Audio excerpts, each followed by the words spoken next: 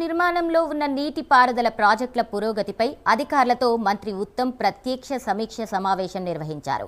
ప్రాజెక్టుల నిర్మాణాలను శరవేగంగా పూర్తి చేయాలని మంత్రి ఉత్తమ్ కుమార్ రెడ్డి అన్నారు.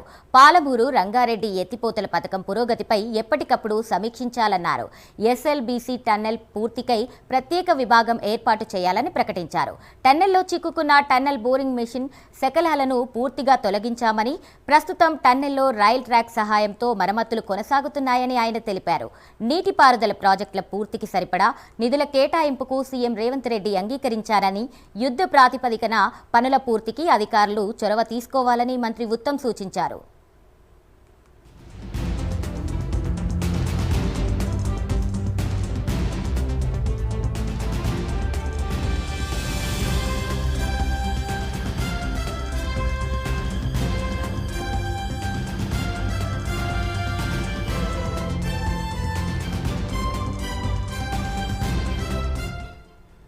తుమ్మిడిహట్టి వద్ద రాష్ట్ర ప్రభుత్వం నిర్ణయం మేరకు నిర్మించి తలపెట్టిన బ్యారేజ్కు సంబంధించి డిపిఆర్ తయారీ కోసం పూర్తి స్థాయిలో సర్వేలు, పరిశోధనలు వేగవంతంగా కొనసాగుతున్నాయన్నారు.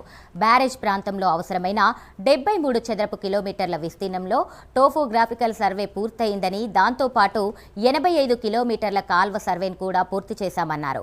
మేడిగడ్డ బ్యారేజ్ వద్ద 3 సభ్యులతో కూడిన బృందం అధ్యయనం ప్రారంభించగా మరో 2 సభ్యులు బోర్హోల్ ప్రాంతాలను పరిశీలిస్తున్నట్లు మంత్రి ఉత్తమ్ తెలిపారు.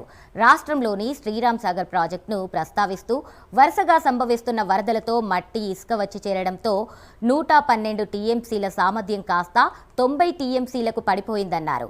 ఈ సమస్య పరిష్కారానికి తక్షణ చర్యలు తీసుకోవాల్సిన ఆవశ్యకతను మంత్రి ఉత్తమ్ కుమార్ రెడ్డి అధికారులకు వివరించారు.